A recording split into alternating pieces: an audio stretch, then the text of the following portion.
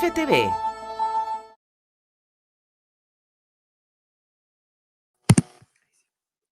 Hola, muy buenas tardes. Estamos en un nuevo programa de FTV. Gracias a todos quienes lo hacen posible, Diario La Quinta, también mucha gente que está detrás de este espacio de conversación los días jueves. Y lo habíamos anunciado con anticipación, este espacio de conversación con Benito Baranda, a quien aprovecho de saludar, agradecerle su disposición, su tiempo y además felicitarlo, flamante candidato al proceso constituyente por el distrito 12, si no me equivoco. ¿Cómo estás, Benito? Muy buenas tardes. Hola, muy bien, Juan Ignacio, muchas gracias por esta oportunidad. Pido disculpas, la semana pasada se me pasó la hora, así que mil disculpas. Estaba trabajando y llegué muy tarde, así que de un agrado conversar contigo y tener la oportunidad también de poder reflexionar en conjunto con las personas que nos están viendo y escuchando. Así que muchas gracias. Buenísimo, ¿no? Entonces se entiende ahí, el trabajo territorial a veces manda y los tiempos se extienden, así que todo bien. Benito, bueno, justo quería partir con lo del proceso constituyente. Tú ya anunciaste tu candidatura, un distrito muy grande, tú vives en la comuna de La Pintana, pero además involucra, si no me equivoco, ahí, corrígeme, Puente Alto, La Florida, San José Y Pirque. y Pirque, claro. Pirque, es un distrito muy grande y con grandes desafíos. ¿Cómo nace un poquito sé que vas por, además, independientes no neutrales? ¿Cómo nace tu candidatura, tu motivación? Cuéntanos un poquito de eso. ¿Cómo ha estado ahí el levantar la campaña? Bueno, primero, para las personas que nos están viendo y escuchando, en esta oportunidad, por una ley, ¿no es cierto?, que ha salido de un acuerdo parlamentario, los y las independientes podemos presentar una candidatura que no esté, ¿no es cierto?, vinculada a listas de partidos políticos. Eso no significa que no tengamos, ¿no es cierto?, nuestra propia opinión política. Y un grupo de personas, alrededor de Rodrigo Jordán y Andrea Repreto principalmente, que fueron los que partieron con esto, nos fuimos conociendo, encontrando, se fue armando una red, éramos independientes para el apruebo al principio, después salió este nombre no neutrales, porque nos preguntaban, pero ustedes, ¿qué son estos de independientes? Y al final salió este apellido, ¿no es cierto?, no neutrales, y la idea es poder participar activamente en este proceso. Participamos para el plebiscito, logramos levantar 500 apoderados en 2 semanas, que fue muy interesante. A mí me tocó ser apoderado acá en La Pintana, no había tantos apoderados en el lugar donde yo estaba y nos plegamos a los apoderados del apruebo, porque habían, por supuesto, en cada lugar no podíamos tener un jefe de apoderados, nada, no un encargado, porque éramos muy poquitos y nos fuimos sumando a las listas del apruebo y fuimos parte de esos equipos. Una vez ya que triunfa el apruebo, ¿no es cierto?, y se aprueba la convención constituyente, decidimos comenzar a levantar precandidaturas. Y esas precandidaturas esperamos que sean del orden de las 70, 80 en todo Chile. Hay mucha gente interesada, que sean efectivamente independientes y que podamos irlas fortaleciendo con otras listas. Tenemos que ir viendo cómo nos van las juntadas de firmas, ¿no es cierto? Por esa modificación que hizo el Parlamento, podemos hoy día hacerlo de manera digital. Nos metemos en la página web del CERVEL y allí uno da los patrocinios para esta candidatura, lo que es espectacular, ¿no es cierto?, porque antes había que llevar a las personas a una notaría y era tremendo, sobre todo ahora en pandemia habría sido imposible, no lo podríamos haber realizado. Y estamos en eso, estamos en la fase de reunir las firmas, reuniéndonos virtualmente con mucha gente, presencialmente con algunos. No podemos reunirnos, tenemos los fines de semana donde uno podría trabajar más, estamos en cuarentena, ¿no es cierto?, en nuestra comuna y en la metropolitana, pero bueno, en la semana hemos tenido hartas reuniones, nos hemos encontrado con gente. El viernes pasado tuvimos un encuentro en una cancha con 20 personas en la Florida, bien separadas todas, con un altavoz, y fue muy emocionante, con mucha gente diversa, y que, bueno, y algunos que son militantes de partido y todo, y que nos fueron a interrogar allí, con otra candidata también de independientes no neutrales, Paola Romero, que es de la Florida, y así vamos a ir haciendo el trabajo. No tenemos tantos días, ya estamos en la página del CERVEL, así que para las personas que deseen apoyar candidaturas independientes, esto es una buena oportunidad. Yo he optado por esto, ante tu pregunta, ¿no es cierto, Ignacio?, porque yo, como tú me conoces, quiero seguir participando en la sociedad civil. Lo que pasa es que quiero también aportar para la Convención Constituyente y en Independientes No Neutrales. Tú has visto que hemos acordado ciertos lineamientos y seguramente de Independientes No Neutrales van a haber personas que van a querer continuar en la política, porque muchos me han encarado y me han dicho, pero ¿cómo? ¿Ustedes van a seguir o no en la política? Bueno, está la libertad de cada persona. Si hay una persona que ve que le gusta lo que ocurre, ¿no es cierto?, buscando las firmas, después siendo candidato a candidato, aunque no haya sido elegido o elegido, y bueno, se plegará a alguno de los partidos, ¿no es cierto?, existentes e ingresará desde su rol de dirigente o dirigente a algunos de esos movimientos políticos. Y bienvenido sea, siempre muy bienvenido a personas que vienen de organizaciones de base o organizaciones vecinales, el poder ser partícipe de esos movimientos políticos. En el caso mío, quiero seguir trabajando lo que trabajo, pero por supuesto no quiero desaprovechar esta oportunidad de construir una constitución que nos permita que en los próximos años los derechos de las personas sean efectivamente garantizados por esa constitución, a través, por supuesto, de los cuerpos legales, no en la constitución misma, ¿no es cierto?, sino a través de los cuerpos legales que salgan de esos principios, ¿no es cierto?, que vamos a ir acordando en la constitución. Y me gustaría colaborar mucho en eso. Buenísimo. Yo, bueno, lo he dicho públicamente y en mi opinión personal, yo creo que gente como tú, Benito, sería un tremendo valor, un tremendo aporte para la Convención Constituyente, independiente de que podamos competir electoralmente en listas distintas, y eso es parte del proceso democrático, pero desearte el mayor de los éxitos, porque creo que será dada tu trayectoria, tu experiencia, tu visión, muy potente tu presencia en la Convención Constitucional. Yo presenté una indicación en la tramitación del Senado que a mí me da vergüenza porque se demoró muchísimo. Yo creo que estas reglas del juego debieron haber quedado zanjadas mucho tiempo antes, lo mismo con escaños reservados para pueblos originarios. Tuve mucha comunicación con varios dirigentes indígenas, con Millabur, alcalde de Tirúa, y muchísima gente, y la verdad es que era vergonzoso decir cómo a tan poco tiempo estamos zanjando reglas tan importantes, reglas del juego tan importantes.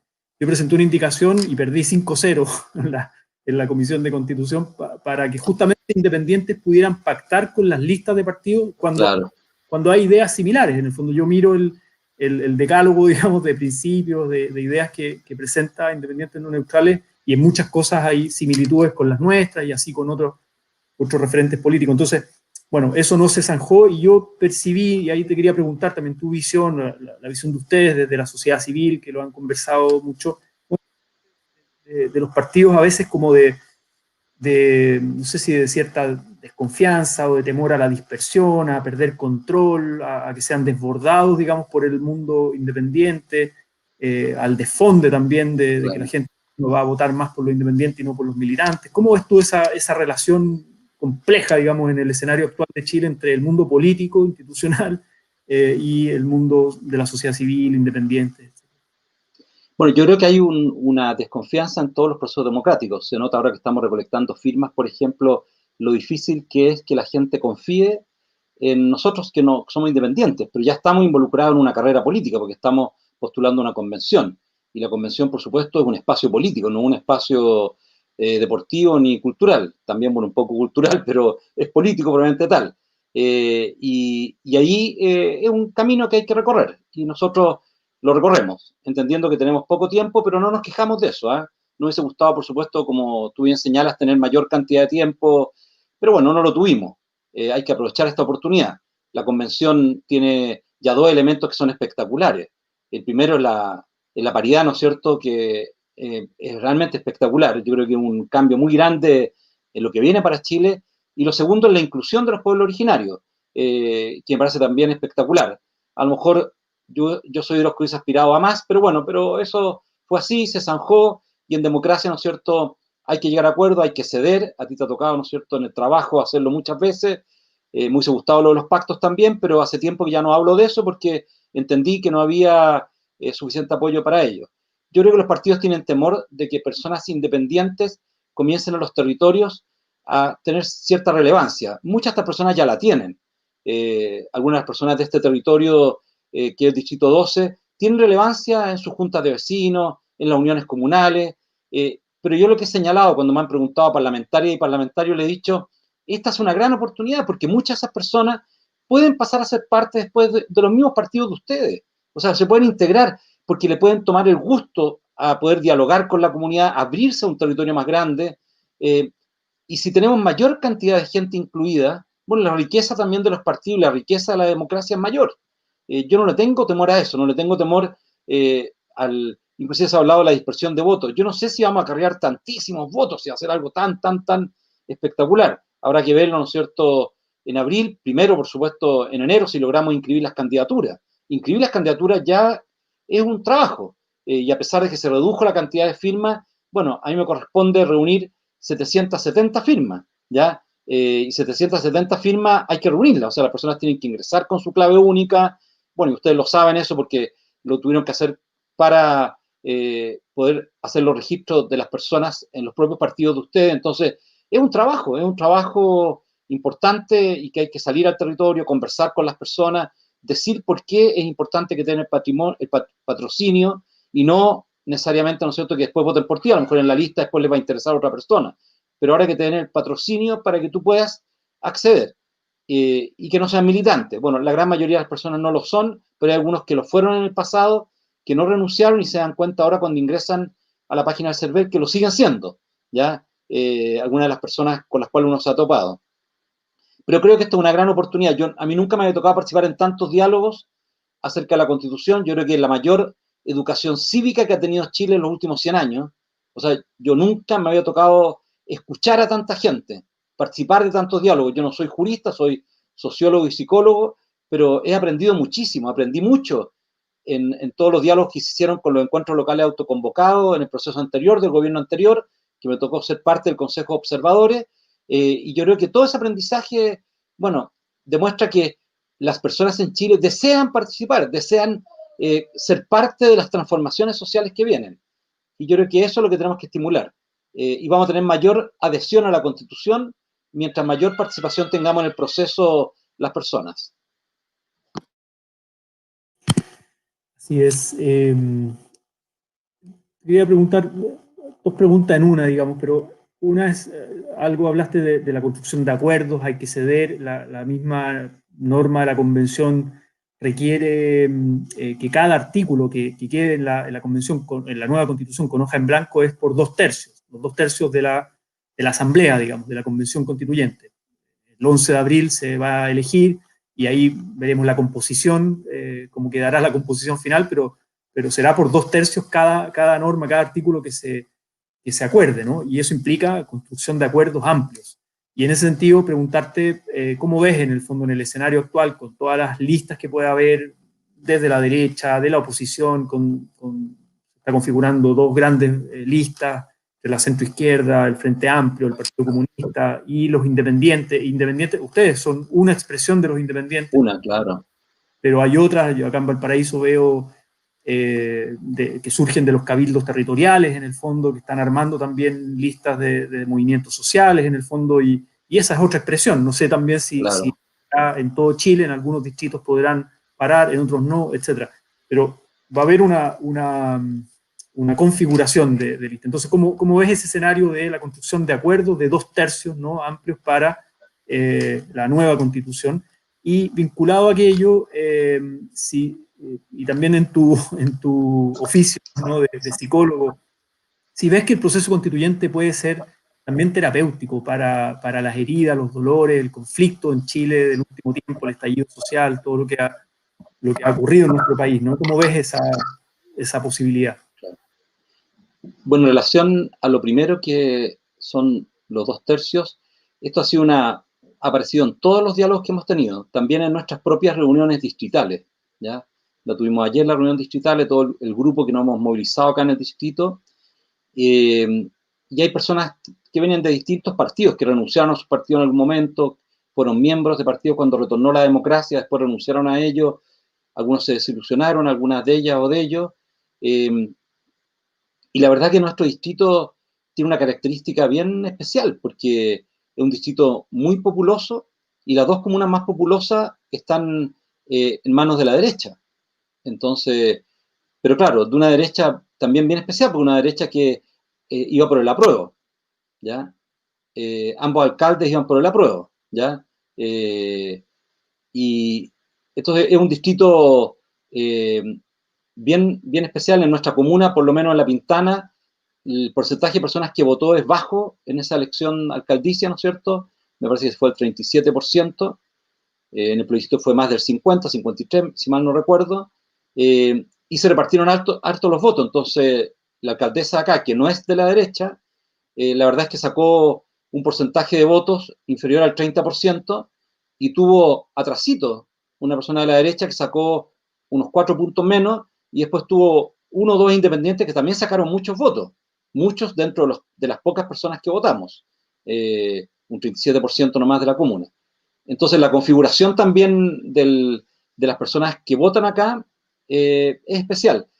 Cuando se habla de los 2/3, siempre digo, bueno, eso fue lo que se acordó, eso fue lo que se dijo. Yo no voy a discutir mucho, no he entrado en esa polémica. Cuando trataron de cambiarlo, ¿no es cierto?, ante una propuesta, una moción parlamentaria, yo dije, no me voy a meter en esa polémica, el Congreso dirá y nosotros acataremos lo que el Poder Legislativo diga y el Poder Ejecutivo acuerden, y quedó en 2/3. Y sobre eso hay que trabajar, y sobre eso hay que negociar los acuerdos. Hay personas que dicen que la derecha y la centroizquierda va a actuar de manera compacta. Yo no sé si en algunos artículos va a actuar de manera compacta, no tengo la certeza de eso, por las características de las personas con las que me ha tocado dialogar también en el distrito, ¿ya? En relación a lo terapéutico que puede ser esto, bueno, ya comenzó siendo muy terapéutico, porque hoy día hemos conversado cosas que habíamos dejado de conversar en los últimos 20 o 30 años.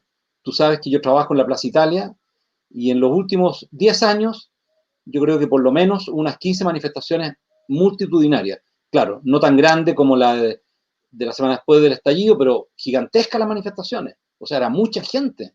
Y yo recuerdo, la del 2011 era mucha gente y llovía, que es la famosa marcha de las paraguas, justo el día del Padre Hurtado, el 18 de agosto del 2011.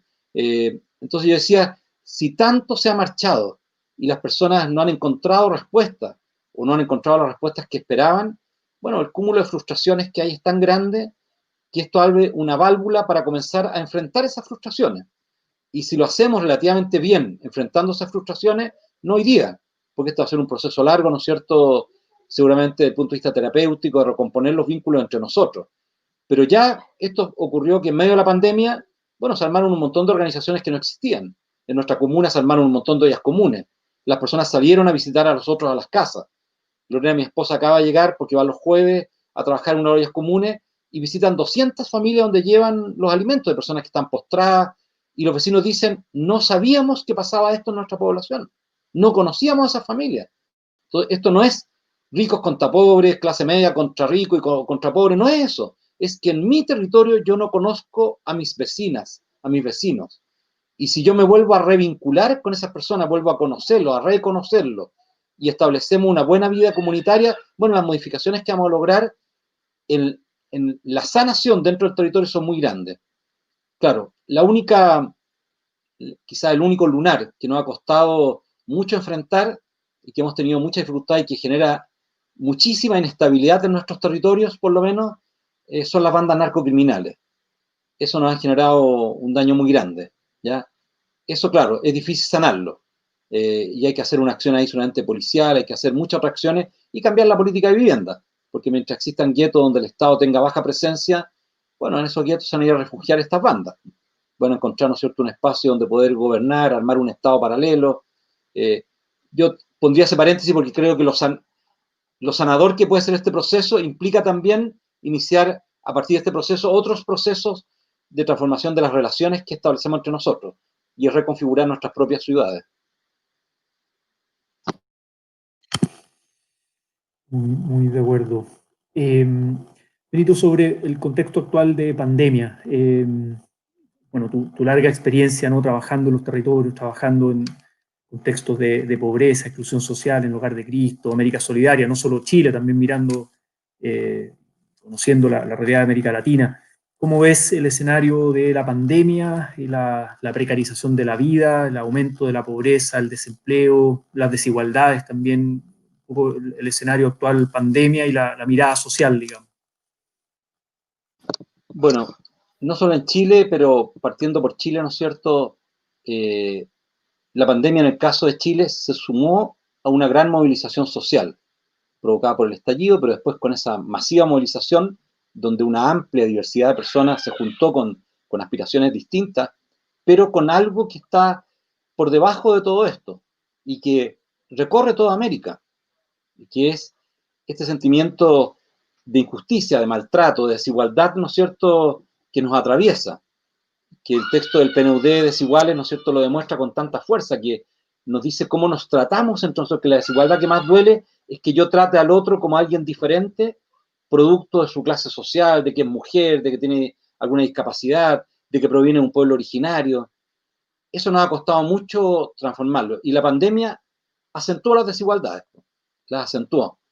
Y los países tenemos que repensar el cómo nos hemos construido, el cómo hemos ido construyendo nuestro desarrollo. Mucha gente habla del modelo, pero claro, expresiones del modelo neoliberal pueden haber no sé cuántas en el mundo. Una persona decía que había como 47 en el mundo distintas, ¿ya? Lo mismo que el Estado subsidiario. Cuando se habla del Estado subsidiario, hay como interpretaciones por montones del Estado subsidiario, ¿ya? En el caso nuestro, el Estado subsidiario se interpretó como un abandono del Estado de los territorios y dejarlo en manos del mercado muchas de las políticas públicas, las políticas sociales.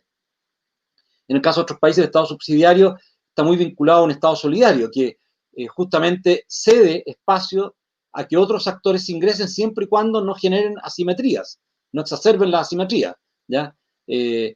Bueno, todo eso yo creo que es la reflexión que no solo está ocurriendo en Chile, por lo de la Constitución hoy día, sino que está ocurriendo en el resto de los países.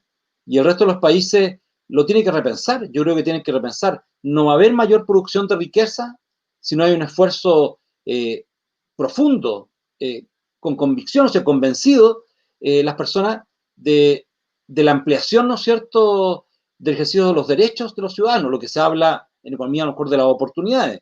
La pobreza es una privación de libertad, impide que las personas desarrollen sus capacidades naturales.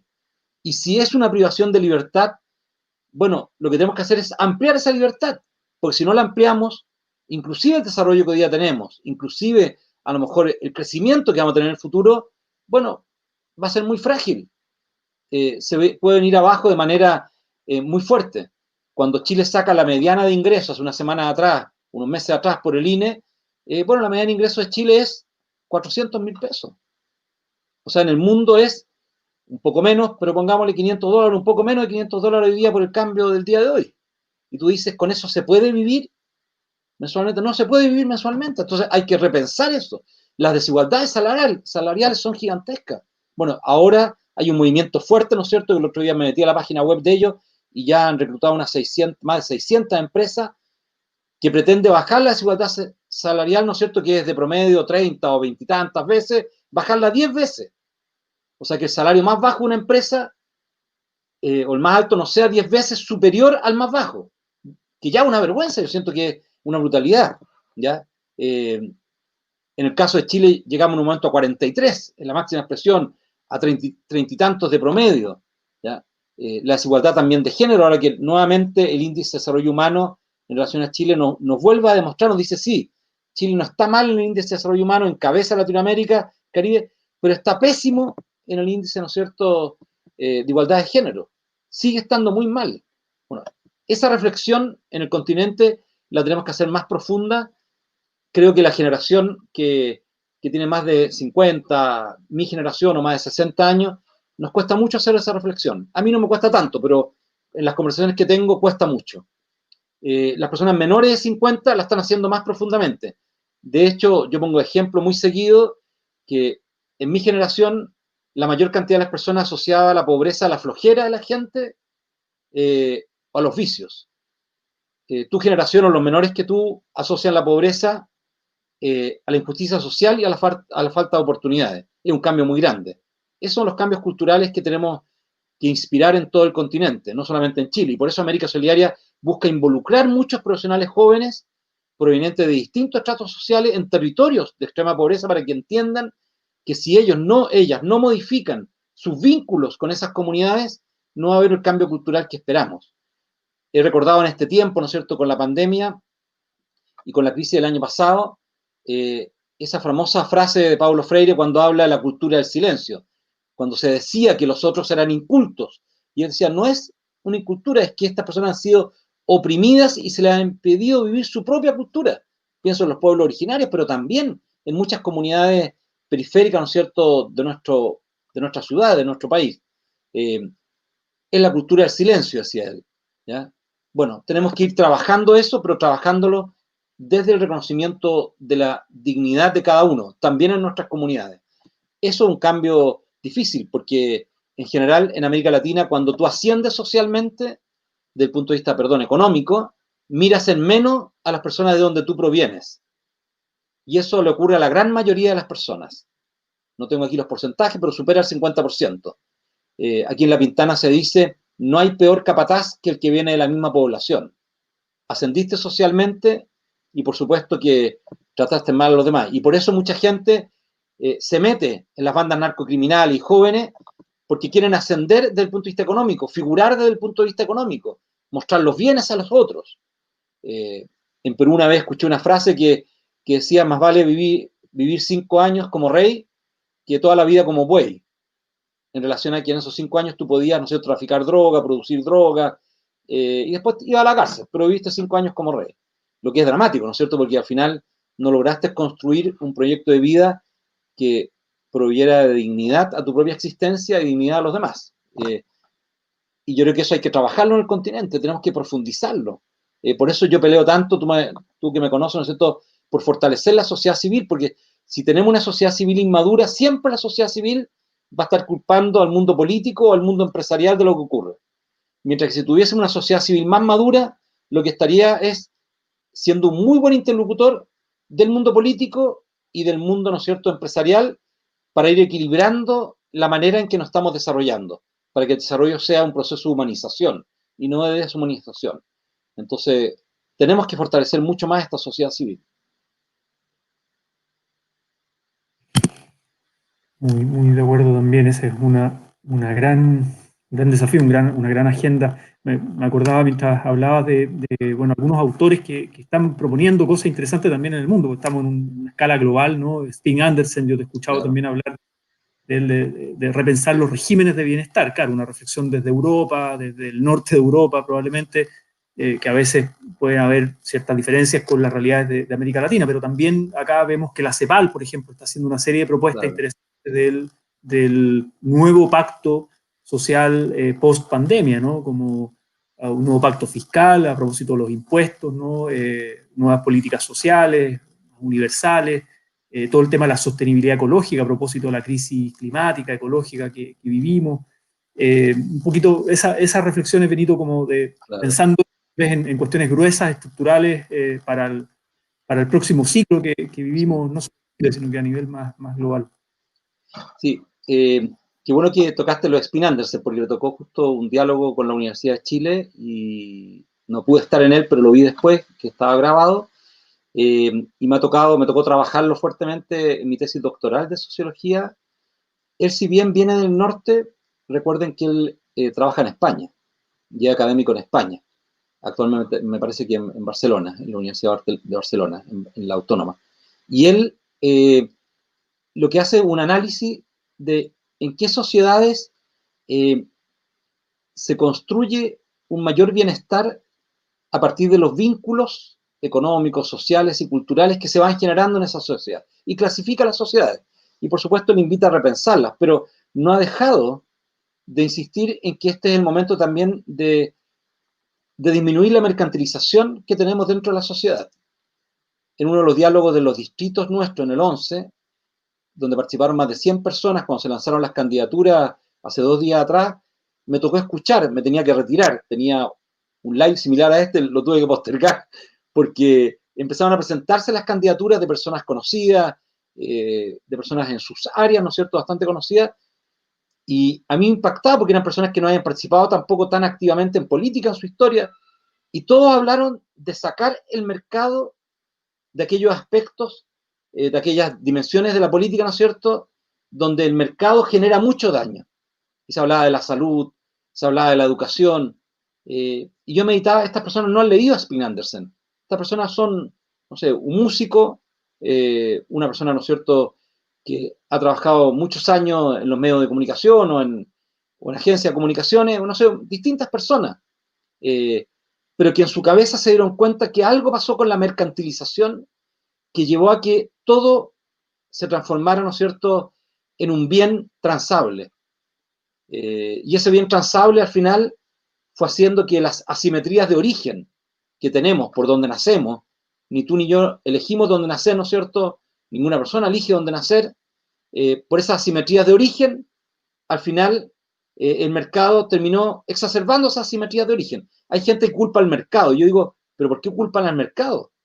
Si la responsabilidad es de quienes dejaron entrar al mercado donde no debería haber entrado el mercado. Si el mercado, me imagino que está desde la prehistoria, cuando se intercambiaban los bienes, no sé, en el medioevo se llenó de mercados, ¿no es cierto?, las ciudades, se armaron las ciudades. Yo no puedo acusar al mercado de algo que lo hace, ¿no es cierto?, cuando intercambia bienes. Y ese intercambio de bienes, ¿no es cierto?, la gente va viendo y trata de supervisar que sea lo más justo posible. Y cuando percibe algo de injusticia, bueno, inmediatamente se levanta contra esa injusticia. Pero cuando tú mercantilizas la educación o mercantilizas la salud, lo que va ocurriendo es que las personas que tenemos mayor cantidad de ingresos podemos acceder a una mejor salud. Y los que tienen una menor cantidad de ingresos van a acceder a una peor salud. Eso es el mercado. El mercado, ¿no es cierto?, segmenta el lugar donde tú vives. Todos los más pobres terminan viviendo en las peores casas y lo más lejos. No en algunos municipios, ¿no es cierto?, donde se han hecho esfuerzos importantes en Chile de integración en el último tiempo. Se han cambiado las políticas en los últimos 4 o 5 gobiernos, ¿cierto?, han habido esfuerzos grandes de eso, pero bueno, pero igual se armaron los guetos de pobreza, que son de muchas familias, porque el mercado hizo eso, y el mercado hace que en esos territorios donde hay guetos de pobreza, tú tengas menos servicios, ¿ya? Porque al final el mercado determina que allí la retribución por los servicios va a ser muy baja, porque hay poco poder adquisitivo. Y así, uno podría dar una larga lista, no contra el mercado, porque el panadero aquí del Castillo, que partió con una panadería chiquitita y que funciona según el mercado, hace un pan espectacular, mejor que el que hace el supermercado gigante que está acá. Y a esa persona le ha ido muy bien porque la marraqueta que él saca es exquisita. Y hay colas de personas esperando afuera cuando sale el pan muy temprano o en la tarde, ¿no es cierto?, para la 11. Y ese mercado funciona. Y las personas comparan el pan, ¿no es cierto?, de distintos lugares y van comprando aquel que más les gusta, no solamente el precio, sino el que les gusta como pan. Entonces, yo creo que esa reflexión, la gente habla del modelo, pero yo digo, ¿qué modelo? Yo digo, el cómo construimos los vínculos dentro de la sociedad.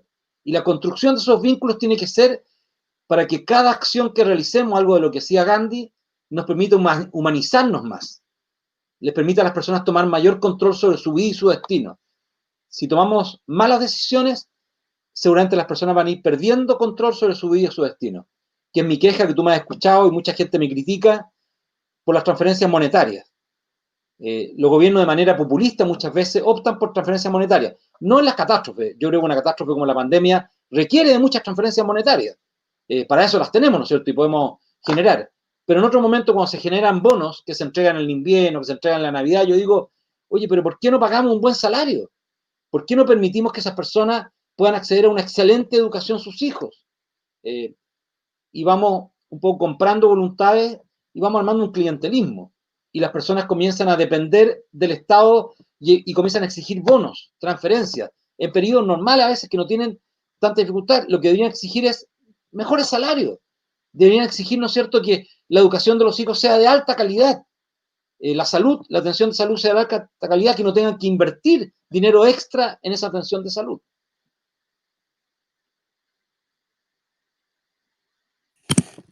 Muy de acuerdo. Quedan los últimos minutitos, Benito. No quería pasar la oportunidad de preguntarte, porque tú también te has referido públicamente a aquello, al tema de los presos de la revuelta. Yo mismo, muy brevemente, he participado en un grupo de iniciativas por la libertad de los presos de la revuelta. Me invitó la Fanny Pollarolo, fue la primera persona que me contactó, pero hay mucha gente en la Comisión Chilena de Derechos Humanos, colegios psicólogos, abogados de derechos humanos, bueno, distinta gente y obviamente con las agrupaciones de familiares. La verdad es que es impresionante la cantidad de casos irregulares, ¿no?, donde no se ha respetado un debido proceso. Y bueno, presentamos un proyecto de ley de indulto general con 5 senadores, la presidenta del Senado, Adriana Muñoz, y otros senadores. Ya ha sido muy polémico y vamos recién a empezar a tramitarlo el día lunes. El presidente ya anunció un veto. Pero más allá de eso, tu reflexión sobre el tema de las personas, sobre todo jóvenes privados de libertad, algunos en el Sename, otros en otras cárceles. Claro, quiero referirme a dónde partió mi primera declaración escrita, ¿no es cierto?, una entrevista en un diario de circulación nacional, y donde yo iba a hablar del proceso constituyente. Esas fueron las preguntas que me hizo el periodista y al terminar la entrevista por teléfono me hizo algunas preguntas acerca de esto porque me había escuchado en una radio hablar de esto, ¿ya? Y lo que yo había señalado, y sigo sosteniendo con fuerza por lo que he conocido en Plaza Italia, lo poco que he conocido, porque no es que conozca a todas las personas que van allí y todo, es que si tú no diferencias adecuadamente entre personas que van a asaltar, personas que van a saquear o personas que van a quemar, de personas que van a protestar para modificar, ¿no es cierto?, un quehacer político, bueno, van a caer un montón de personas que seguramente estaban manifestándose para un cambio político y van a ser tratadas como aquellos que saquearon, que robaron, no sé, que asaltaron.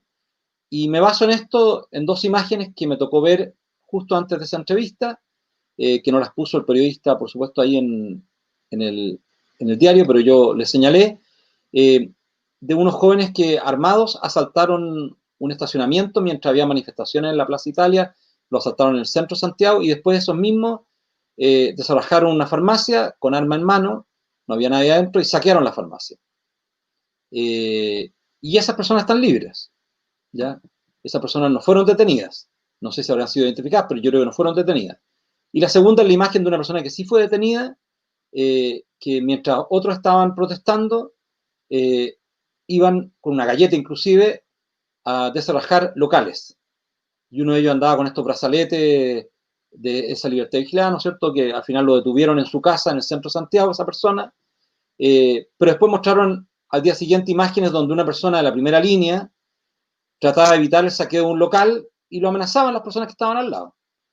Entonces yo digo que si la inteligencia policial, teniendo todas las cámaras, como lo ha dicho también acá en Santiago, lo ha dicho tanta gente, no logra identificar y diferenciar, bueno, en la entrevista dije eso.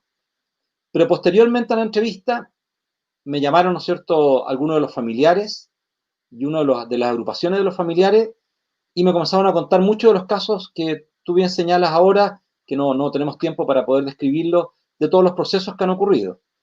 Y volví a insistir, ¿no es cierto?, en la radio, después en otra entrevista, que había que ser muy riguroso, porque no se puede confundir a alguien que va a delinquir a personas que están protestando. Yo cuando me hablan de los saqueos, yo digo, mira, las bandas narcocriminales en nuestras poblaciones fueron las que casi destruyeron todas nuestras poblaciones, los supermercados, y fueron los que se llevaron los bienes de mayor valor. Aquí en La Pintana, los plasmas, los bienes de mayor valor se los llevaron bandas que ingresaron y bloquearon el acceso a los electrodomésticos con sus soldados armados y se llevaron en sus vehículos esos bienes de mayor valor. Y esas bandas no las pillamos. Hoy día están desbaratando algunas bandas, pero imagínense la cantidad de droga que venía de México. ¿Cuánta droga entrará a Chile que no la hemos logrado pesquisar? ¿Ya? Y entran estas bandas que han ido adquiriendo un poder gigantesco y que tienen armas muy poderosas. Y yo creo que son las que más se han aprovechado de las manifestaciones para generar una inestabilidad y una violencia inclusive contra los retenes, contra carabineros, casi racional, ¿no es cierto? Y no hemos logrado detener esas bandas. Es como lo ocurre con las barras bravas o como ocurre, ¿no es cierto?, cuando con los narcofunerales. Entonces, yo creo que hay algo allí que ha llevado a una alta inseguridad en nuestros territorios, donde Carabineros tiene poca posibilidad de actuar por la contundencia del poder de fuego de estas bandas, ¿ya? Y cuesta mucho desarticularla. Entonces, yo decía que si no se logra diferenciar adecuadamente esto, bueno, lo que va a ocurrir es que muchos jóvenes desilusionados que se manifestaban por cambios sociales terminan armando una colusión con estas bandas y terminen sintiendo los sectores populares que al final estas bandas son las antisistemas con las cuales ellos tienen que estar, como ocurrió, ¿no es cierto?, con algunos de los grupos más notables, ¿no es cierto?, de Colombia, como el M-19, que partió, ¿no es cierto?, en un mundo universitario, tratando de hacer modificaciones políticas y sociales grandes, y que, claro, la desilusión y todo, al final, las grandes frustraciones lo llevan a lo que lo llevaron al final, a la opción, ¿no es cierto?, más armada, y que al final les causa un daño, una ruptura social tan grande que después cuesta mucho sanarla, suturarla, ¿no es cierto?, suturarla y poder resolverla para que cicatrice. Mi reflexión partió de eso. Y la diferenciación no la hemos logrado. Me contaban la semana pasada que un joven en Antofagasta, menor de edad, que estaba detenido por harto tiempo, que participó en estas manifestaciones, se trató de suicidar, ¿ya? y terminó hospitalizado. Entonces, yo no pretendo justificar los actos, como lo digo siempre, destructivos. De hecho, caminaba todas las mañanas desde Santa Rosa, por la Alameda, hasta mi oficina, me bajaba de la micro en Santa Rosa, y muchas de esas mañanas lloré mucho porque vi todo destruido. Vi las veredas destruidas, los vidrios destruidos de la Mutual de Seguridad, no sé. Pero bueno, ese dolor, ¿no es cierto?, que yo sentía, seguramente lo sentían con mayor profundidad y por muchas generaciones, jóvenes que estuvieron en el Sename, jóvenes que estuvieron en nuestras poblaciones, jóvenes, ¿no es cierto?, que no tienen interés de vivir o no tienen nada que perder. Y eso se fraguó en nuestro país, y nosotros no tomamos conciencia de que se estaba fraguando. Con esto no lo justifico, sino que pretendo comprender el origen de algo que nos ha roto como sociedad y que lo tenemos que reparar desde el origen. No podemos repararlo sin comprender el origen, como pretenden algunos pensadores, ¿no es cierto?, que reflexionan acerca de las libertades como si estuviesen en la luna. Las libertades están coartadas en Chile, y están coartadas porque las personas viven en lugares de exclusión y de pobreza, y porque tienen coartadas también las oportunidades, ¿no es cierto?, para poder sacar adelante el desarrollo de sus propias capacidades naturales.